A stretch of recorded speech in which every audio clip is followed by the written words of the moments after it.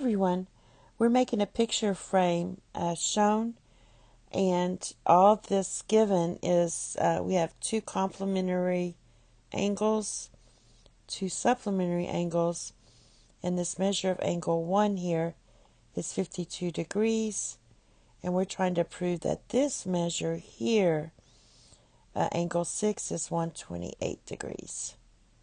And there's different ways to do it, but here's a sample way. So basically, the first step is you write, we can write all of this down. I'm not going to write it all down, but just write all this down. So for your two-column proof, just write this right here. That's step 1, and that would be your given. And then for step 2, you could say angle 1 is congruent to angle 5.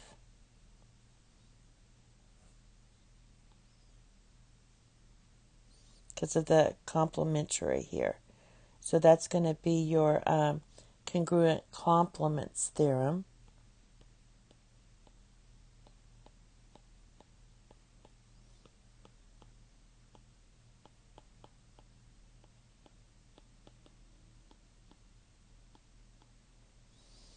And then for number 3, let's say angle 2 is also congruent to angle 6. And that's for the same reason. So you just copy that down. And let's do 4 and say that measure of angle 1 plus the measure of angle 2 equals 180 degrees. And that's going to be your definition of supplementary angles.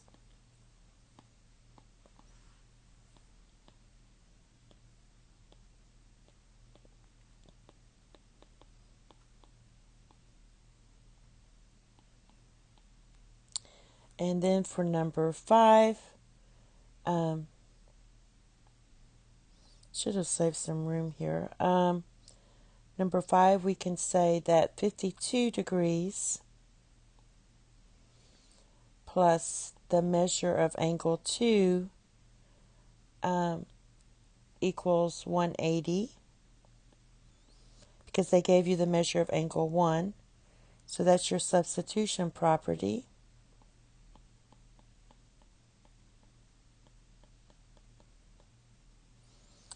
And then let's go to 6. I didn't save room, so I'm going to have to write some up here. So 6, we can say the measure of angle 2 equals 128 degrees. And that's because I'm subtracting 52 from both sides. And that's your subtraction property of equality.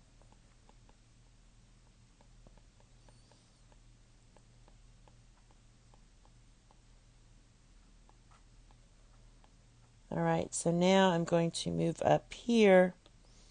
So for number 7, we can state that measure angle 2 is equal to the measure of angle 6, and that's definition of congruent angles.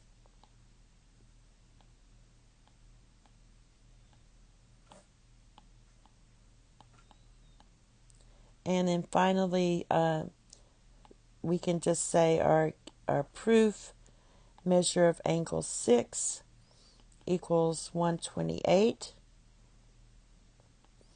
because it's given that measure of angle 2 is 128. So that's 128 here.